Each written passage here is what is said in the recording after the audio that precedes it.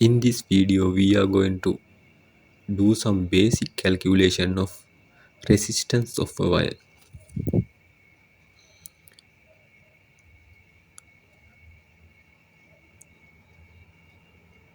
The resistance of a wire is equal to resistivity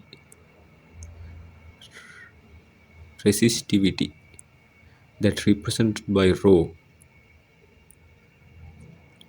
times length of the wire divided by cross-sectional area of the wire. In this case, the resistivity is 1.7 times 10 to the power negative 8. R is equal 1.7 times 10 to the power negative 8 times the length of the wire is 4 meters. The length of the wire is 4 meters divided by the cross-sectional area is 2 times 10 to the power negative 6. 2 times 10 to the power negative 6.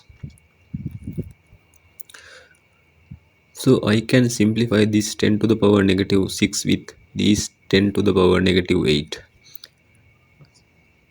This will become 10 to the power negative 2. Right? I can divide this 4 by 2. This will become 2. So then 1.7 times 10 to the power negative 2, 10 to the power negative 2 times 2 times 2. 1.7 times 2 is 3.4 times 10 to the power negative 2. 3 times 4 times 3.4 times 10 to the power negative 2.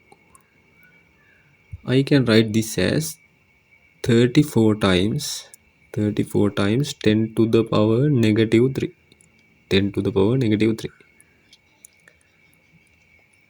ohms. 10 to the power negative 3 means milli.